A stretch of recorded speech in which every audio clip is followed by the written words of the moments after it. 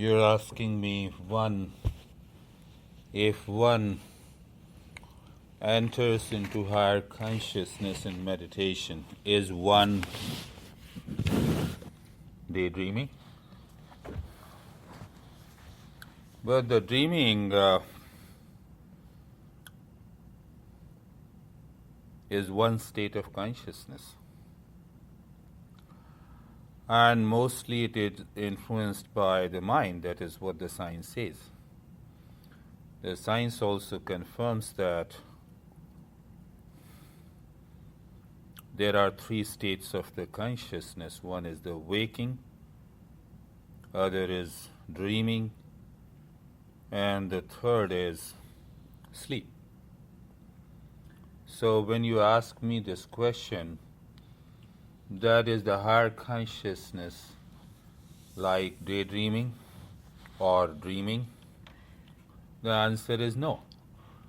Because if we are doing daydreaming, it is more or less it is a part of the waking consciousness. Because you're still using your mind. You're getting it, Janet. That How do you know when you're not using your mind? Do you know that you're not using your mind? That is a very important question.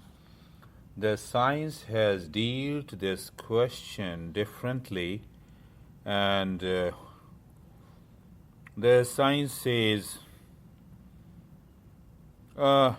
nothing, or if the science says, then it says it is all the altered states of the consciousness. Let me give you an example how the science interprets in the yoga.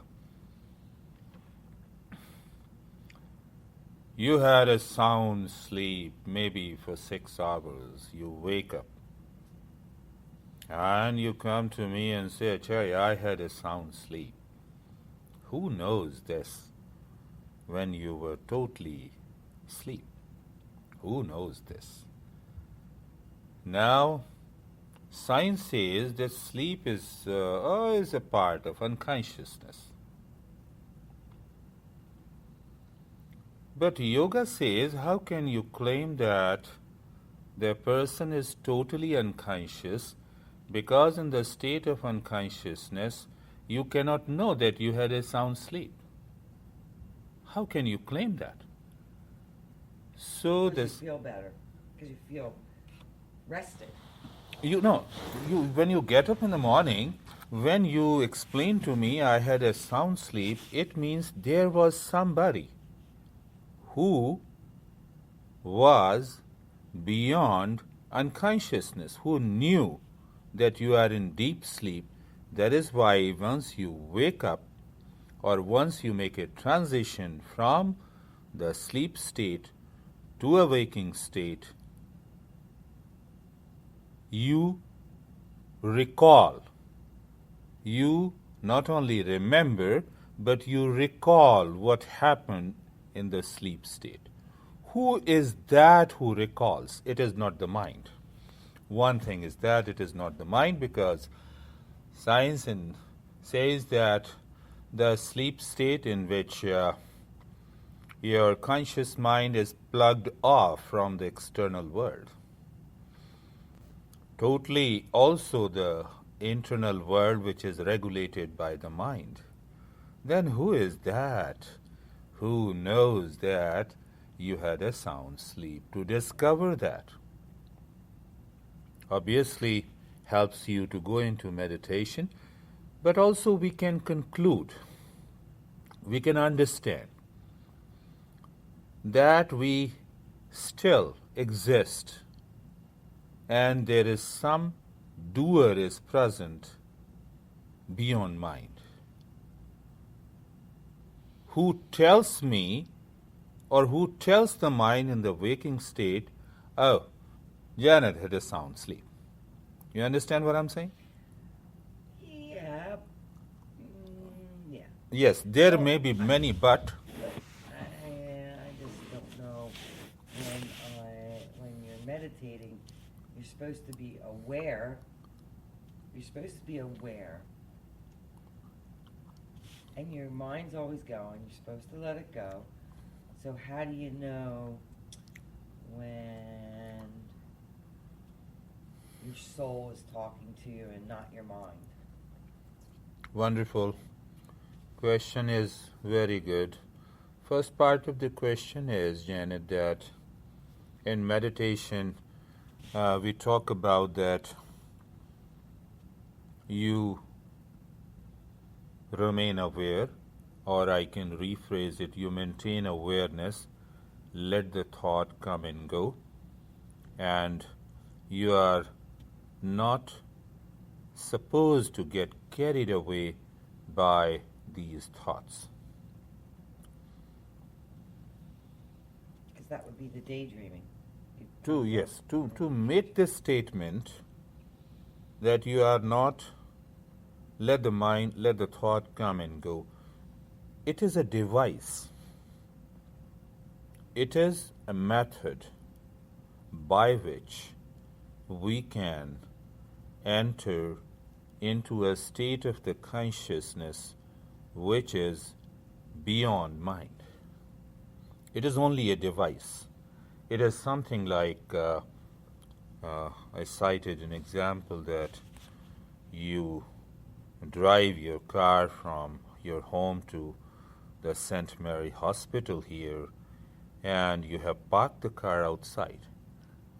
And now we both are meeting and talking. So that device has a role until the parking. The same thing, this device of let the thought come and go only has a limited role. This device cannot take you to a state which is beyond mind. I get that. Yes, you get that. I get that because it stops the chatter. It Yes. slows it down. When you don't give it any energy, it is something passes. like that. Which carrier you have in your cell phone? But Verizon. Verizon. I do have Verizon. So we claim out of ignorance that this is my cell phone. I can talk. But this cell phone, this instruments, is only works as an antenna. The carrier has the waves present everywhere in this room, right? Everywhere in your home. You cannot say that those waves are not present in your home at this time. Because you have the cell phone with you, or you say, yes, I have this cell phone, I can talk. So that instrument manifests, connects you to those waves. That is what we say the Verizon wireless. Right? Mm-hmm. Understood? Mm-hmm. Good. Now the yoga makes a statement, all thoughts comes from outside. The mind is working like an antenna. There is a cosmic mind in which all thoughts are present. So the moment you speak anything, it has come from outside, but it manifested through the mind.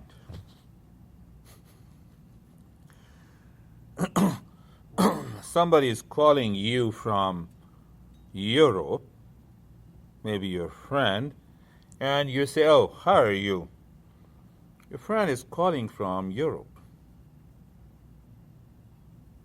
So because he or she is calling you from Europe, that talking is outside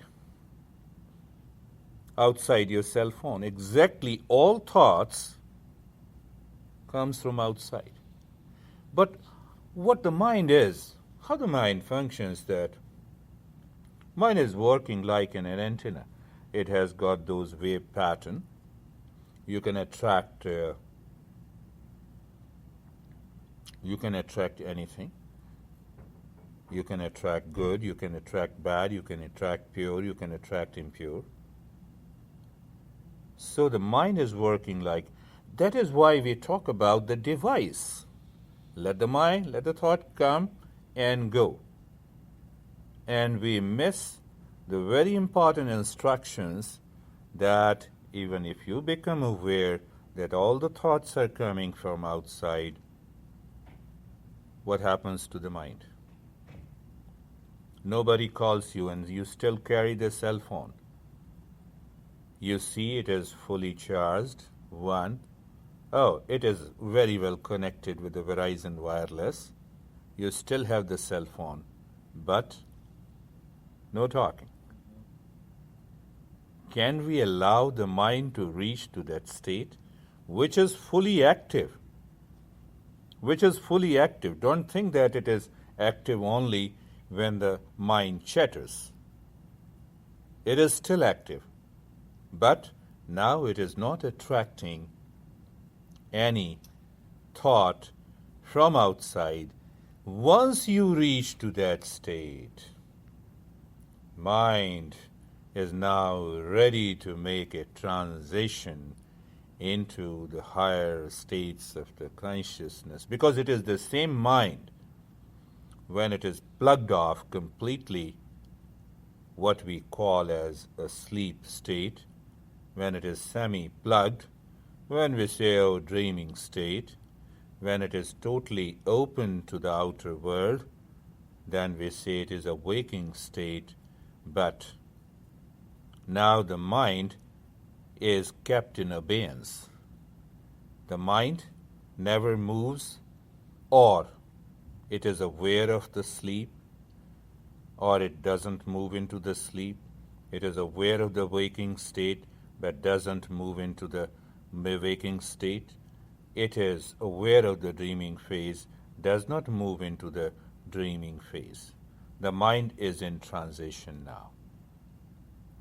At that moment of transition, then you experience, oh, mind is not the doer. Mind is only an instrument. There is something behind the mind. Who is the doer? Who is everything? And if that something doesn't give its consciousness to the mind, mind is simply a matter. It is simply an inner instrument. It is simply a device. That moment is nothing but the fourth state of consciousness, which yoga says turiya, which Maharishi Mahesh Yogi says transcendental consciousness, which Tantra says a dynamic state of the consciousness, which Sankhya Yoga says Purusha, which Vedanta, the path of knowledge, says Brahm. So now one more important question, then I'll take up your question. Very important. You have already drove your car from home to here, and then you start thinking, no, I have to meet Acharya and put all the questions, but I'm not going to leave the car, because car has brought me to the Namaste Sma in St. Mary Hospital. How can I leave the car? No, I'm not going to come out of the car. No, I want to meet Acharya. He is in the studio. But no, I cannot leave the car. No way, I'm so much attached to the car because it is the car who helped me to come here. So you are talking to me the same thing. Oh, this mind has helped me. Mind has been the thinker. Mind has been the doer. So how can I believe something which I have not known? But everything is known by the mind. But until the mind is left, you cannot enter into that state. You cannot leave the car. You cannot meet me. You cannot talk to me. So we maintain simple awareness. Awareness is not an attribute of the mind. I have explained you earlier, even in deep sleep, awareness still exists which I recall in the waking state that I had a sound sleep. So it means this awareness or the consciousness is independent of the mind. If I say which is behind the mind, if I say which is above the mind. There are two traditions which speaks it is behind the mind, it is above the mind. So when your consciousness withdraws itself completely from the mind, when you come out of the car, press the key, closed, now I am ready. Bye-bye, car. Remain there. Right, but you're still... So you keep the mind in abeyance. You keep the mind in abeyance. You keep it in suspended animation. And then you see what happens. Then you need not to ask anybody. You know it. It is there. It is there. And it is different than the mind. The problem is that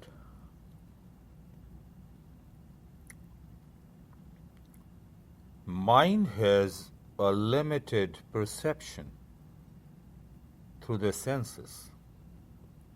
The eyes, which cannot perceive, which is very close and which is very far. So even this mind has a very limited perception in the external world, which is presented before this mind. But how this mind can know what is behind the mind, what is above the mind? How it can know? So what should I do? Let me see the death of the mind and then see what happens.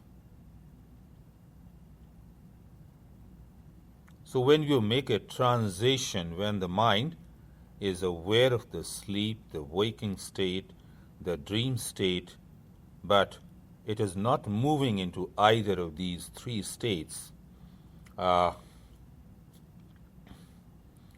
many masters say that this state is like dark night of the soul. Dark night of the soul. You're neither asleep, you're neither awake, you're neither dreaming. But there's something different.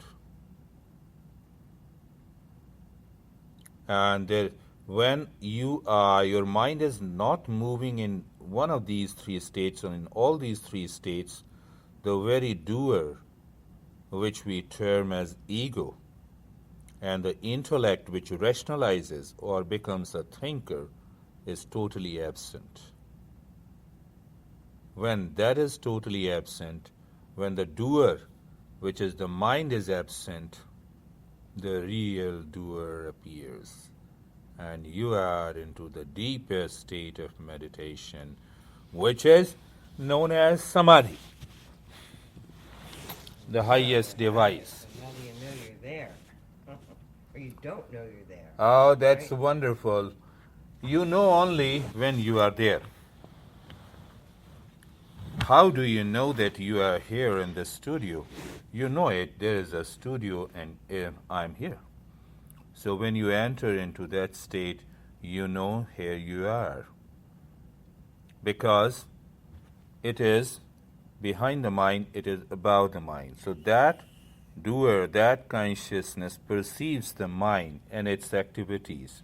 I've gotten to the point where I've stopped my mind and then it's like nothing. I've gotten there to where there's nothing, but then you're supposed to just sit and listen. And I guess that's hard for you to do, to stay in that state. But that's where you want to be, right? You just want to sit and listen. You don't want to be thinking. You just want to sit and listen.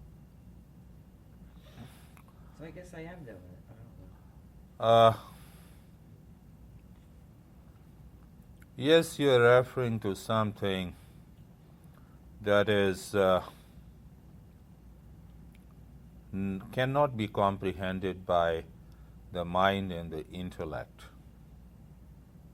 one aspect of understanding. The second aspect of understanding that every human being during 24 hours enters into that state of the consciousness which is behind and above the mind. It may be for a couple of minutes, it may be for a few seconds, but everyone goes into that state. What yoga does? Yoga makes the entire process conscious. So you know you are into that state. One. What yoga does, the second thing, that it helps you to remain in that state, not maintain that state. That state is already there. So the different practices of yoga, yes, when I say yoga, it is definitely meditation is also included. So yoga practices helps you to remain in that state, to know that state. So now what happens? Now you are aware and conscious of that state, and that state remains, or so-called maintained. That is the wrong language, long expression. But if that is maintained, then you know everything moves on so smoothly. Life is so smooth, everything is moving. Your mind is acting as an inner instrument. Now it is not attached. The body, brain, and intellect, everything is working so fine, in harmony. And that doer is there behind the mind and about the mind. That is why we say it is meditation takes you to an awakening. It awakens you to that state of the consciousness. We do not say that we create, we produce that state. Now I'm answering your question. As long as we practice and the mind concludes that I have achieved that state, we are doing meditation, but still the journey is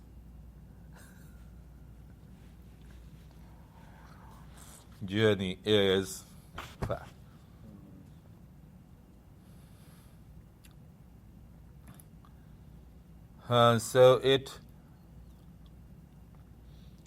talks, then the mind talks, or I say that consciousness tries hard to explain everything through the mind, but still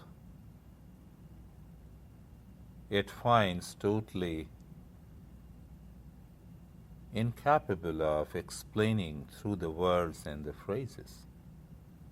Because when I explain you that it is behind the mind and above the mind, the problem is that it is also in the mind, but it is not the mind. I'm making a gesture through the hand. It is in the body, but not the body. The problem is this. The mind can comprehend the relationship of the body and the mind itself. It can explain the physiological, neurophysiological, or all biological functions of the body. But what causes these organic compounds to work as a living cell? What is that root? The science has no answer. Because science escapes that answer. Why? Science always explains you what? It explains you the mechanism. It never explains you why. Question is, why I am a living being with the same organic compounds of carbon, hydrogen, oxygen, nitrogen, and a couple of minerals, and inorganic compounds, couple of acids. how come this structure, which is known as the body, made up of trillions of cells, which is the life is there? What is this? And why can't the protein lying in my refrigerator is not alive? Why carbohydrates? Amino acids also all are products of the proteins. Why they are not alive? So then the science says, no, you are crazy. Yoga says, no, you are not crazy. It is hidden deeper within. Yoga answers deeper within. That the life is fully involved into the matter. And the matter, when undergoes a transformation, manifests life. It's a process of spiritual evolution, you can say. And at this moment, it is what we can agree with the Darwin theory.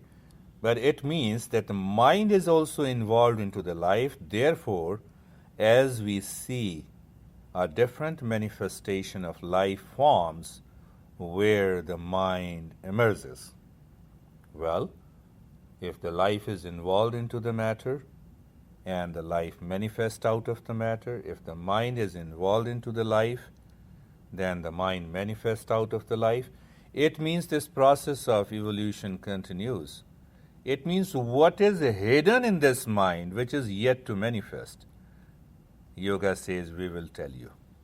Meditation says, we will tell you only when you practice and experience yourself. It is an experiential learning. We cannot put it on the table because the very physical evolution has become complete when we reach to the human frame. Physical evolution is complete. We have highly evolved human frame.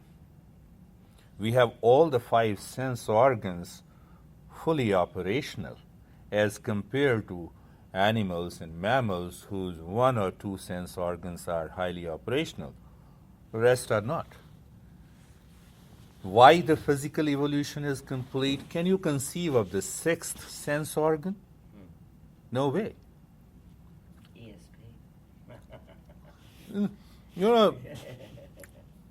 Sense organ, the physical sense organ. Physical, I get it. So human frame, the evolution is complete. So yoga says physical evolution is not the last process of this nature's evolutionary. You have to move further.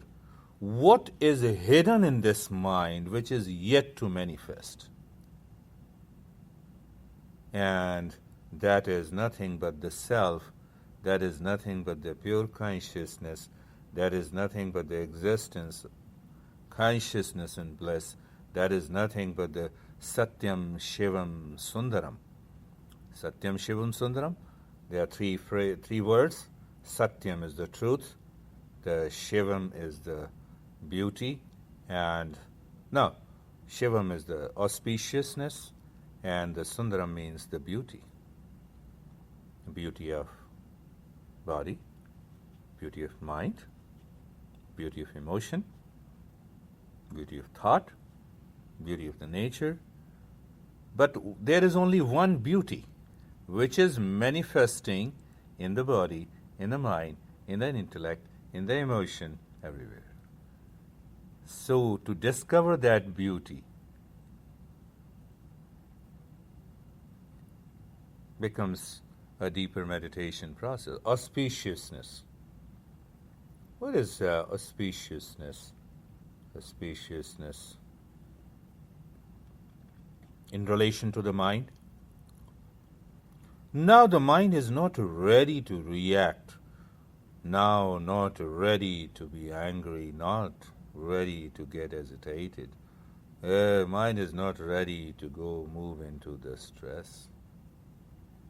It finds every moment is auspicious. What about the spaciousness of the body? You are fully aware of the body at every moment in your life. You have an awakening. The same thing, or either we can say the existence, consciousness, and bliss. So, very important to ask a question to the mind. Are you infinite? If the mind says yes, so let the mind explore the infinity. And you move into meditation. Ask the mind, do you know love? Mind says yes. Okay. Then my mind, please allow me to live, move, and act in love all the time. All the time. At every moment in life. Is it possible? The mind is not able to take us, our life, into that eternal love. Because mind creates, manifests that love in relationship. But that love is a state of consciousness. So therefore, mind says, oh, I have broken with the Janet, so now I am angry over her. Mind has a partial perception. Okay, tell your mind, you know the stress is bad? Yes, I know it. Anxiety is bad? Yes. My mind, never take me to anxiety and the stress from today. Will the mind help you? Yeah, if you tell it as you're Mind. asleep. Your mind. Your mind. Your mind, the moment the mind says there is a stress, the mind is already divided. And the divided perception cannot perceive the truth. Mind cannot take us to the peace. It can act like a car. It can say, okay, I have driven you up to this point, and beyond this point, I have no say. Mind has no say beyond a certain point. So can I explore the limitation of the mind? Can I become aware of the limitation of the mind? Can I see clearly this mind is always in transition? Can I see this mind is incapable of comprehending the higher realities that is present within me? And when I see clearly the limitation of the mind, no thought dares to come to your mind. You need not to say, let the thought come and go. When I have realized the limitation of the mind. For example, if I say, yes, I love you, it comes from the mind. And if I see the limitation of the mind in manifesting and expressing the love and relationship, which remains for some time, and after then it dies. Oh, it means that love is not present in the mind. Still it tries. The truth is not present in the mind, still it tries to express it. And the more you become aware of the limitations of the mind, the thoughts, feelings, these negative expressions never dare to enter into your mind. And then what happens? You close your eyes. Mind is not there. When it is not there, you are there. Ashtavakra Gita says,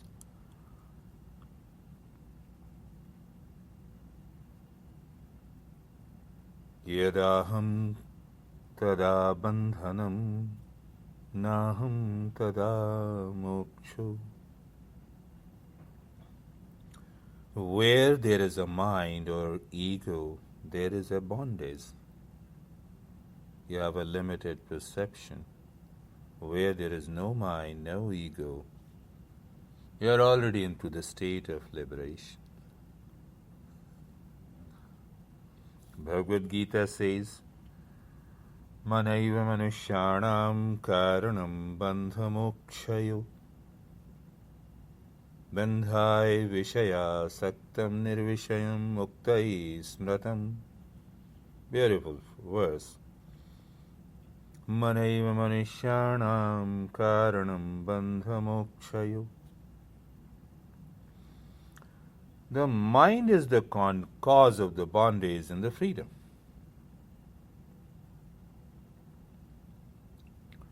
Where you become aware of the limitations of the mind, the freedom comes.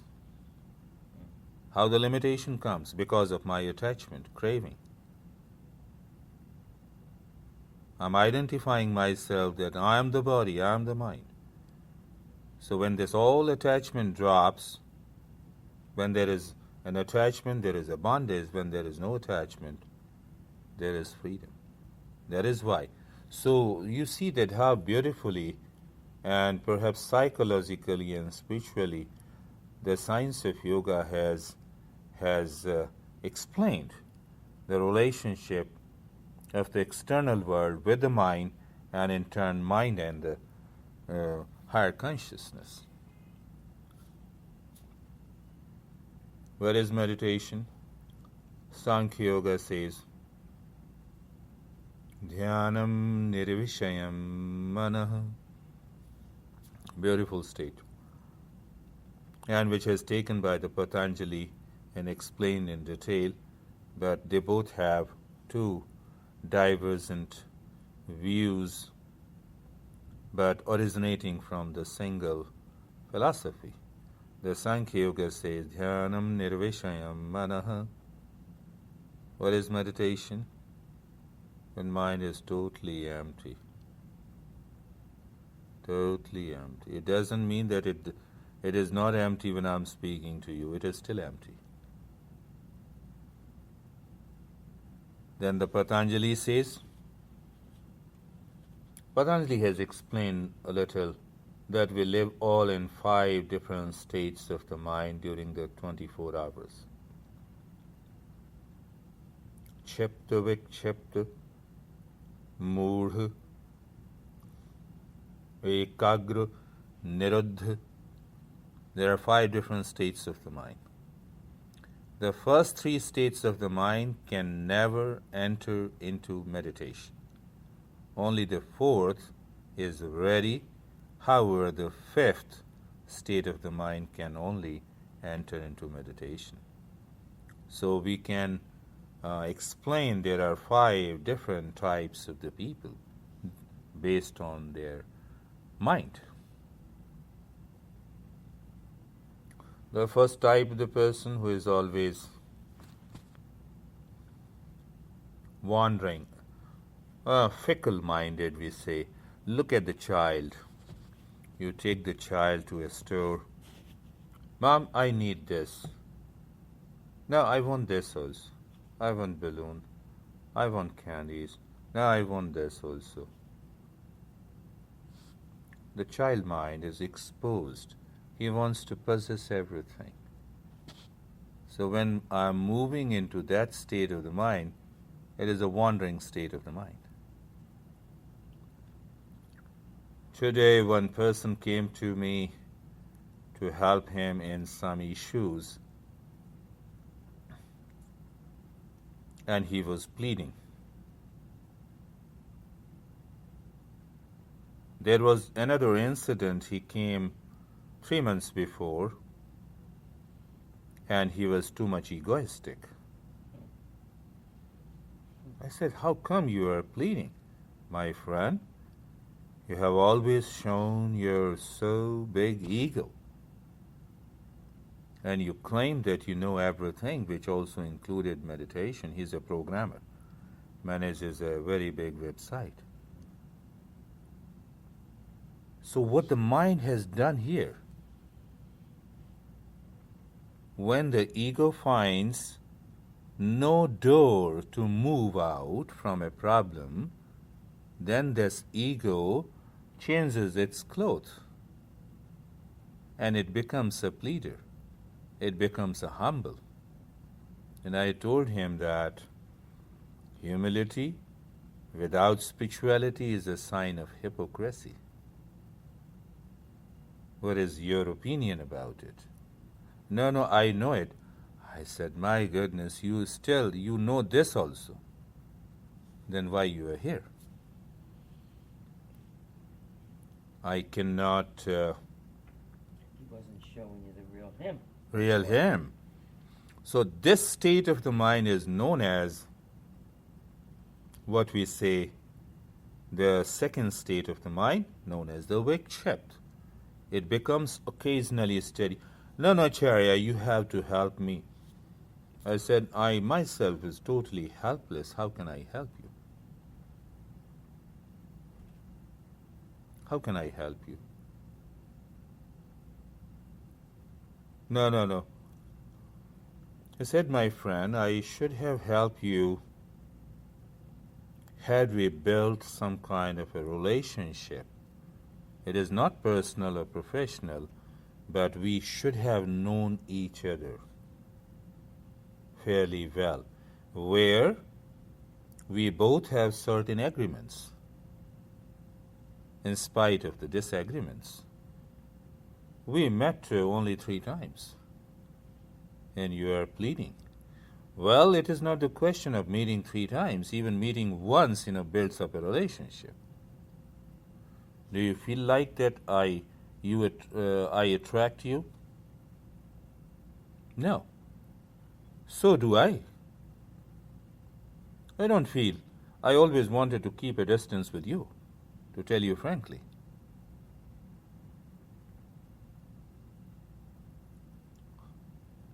So, in that case, I'm helpless. This is the second state of the mind, which moves swiftly, changes stance.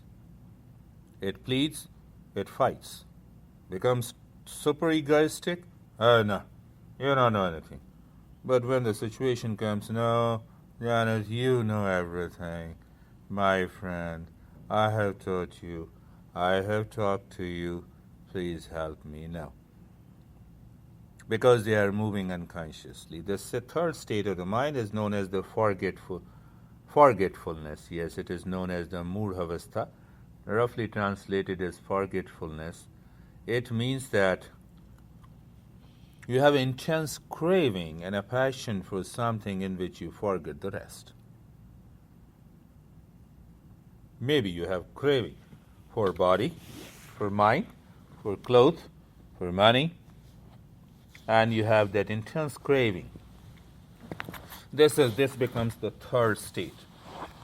As long as this mind moves into the first 3 states, it is difficult for a person to move into higher state of meditation, because the mind will remain outside, either consciously, subconsciously, unconsciously.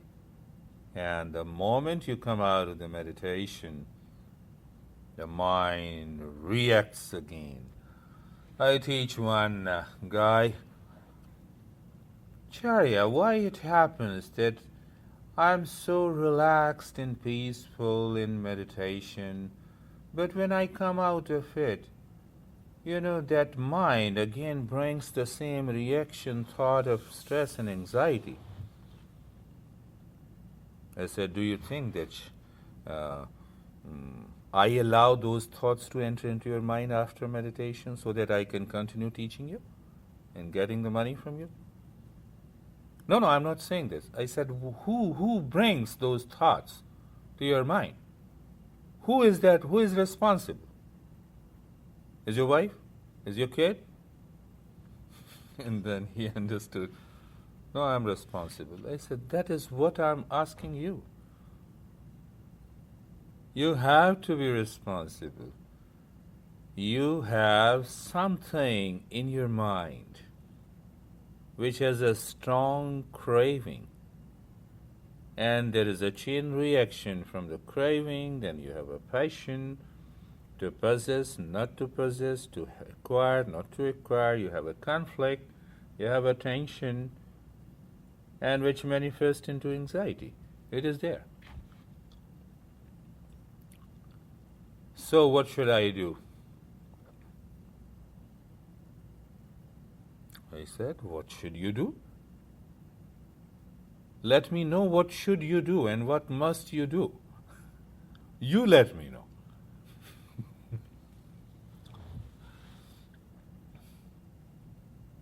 I should be aware. I said, good. Whenever these thought comes, I should do the relaxation practice. Yes, good. So I taught him the Tantra. Yes, I should do Tantra. I said, yes. Don't allow that anxiety to take home in you. And you are free. Because you have experienced that freedom in meditation. Did you not? Yes. Oh, I don't know. My mind is crazy. How long it will take? I said, no. This thought is again coming from the mind. Why don't you become aware of that? So, first three states of the mind rules our human life, and out of 24 hours, 90% or maybe 95% our life is ruled by the first three states of the mind. And once we enter into the fourth and the fifth state of the mind, there is no way these three states of the mind prevents you not to move beyond mind. And name them.